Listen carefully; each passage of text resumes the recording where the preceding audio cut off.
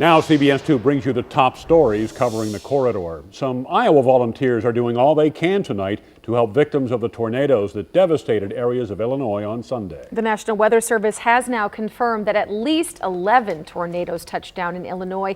The most devastating tore through the city of Washington at 190 miles per hour and stayed on the ground for 46 minutes. Thousands of people are now left wondering where they should even start to clean up. CBS 2 News reporter Jason Hackett live in Washington, where some Iowa volunteers have been on the ground since yesterday. Jason.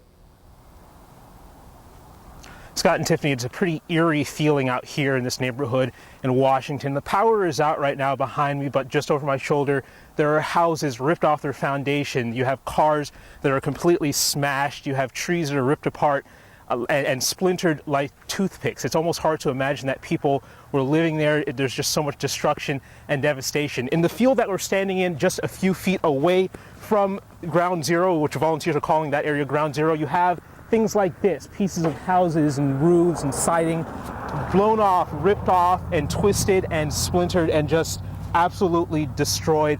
We've heard reports of mail being blown across as far as 100 miles away. One man had a file that he was working on in his home blown away. It ended up intact just about an hour away. It just shows kind of the power and unpredictability of tornadoes. Now, just about a half mile that way at a nearby church, Red Cross has set up a shelter.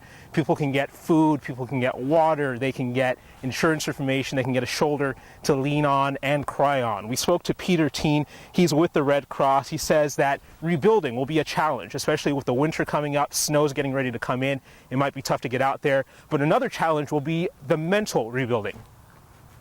They have nothing, they've lost everything, and they're trying to figure out, where do I start over again? And so providing mental health services to them to help process the steps they need to go through.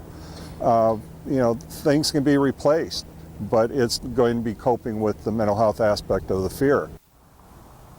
Now, there has been a 5:30 curfew in place, so about a half hour now. If you pan out to the right over there, you can see a police officer is actually sitting watch out there in the distance, making sure that looters and making sure that people don't come in and disturb the scene out here. We spoke to volunteers. They say they'll be back here in the neighborhood to help people tomorrow pick up the pieces of their life and hopefully move on from all of this devastation. We're live in Washington, Illinois. Jason Hackett, CBS 2 News.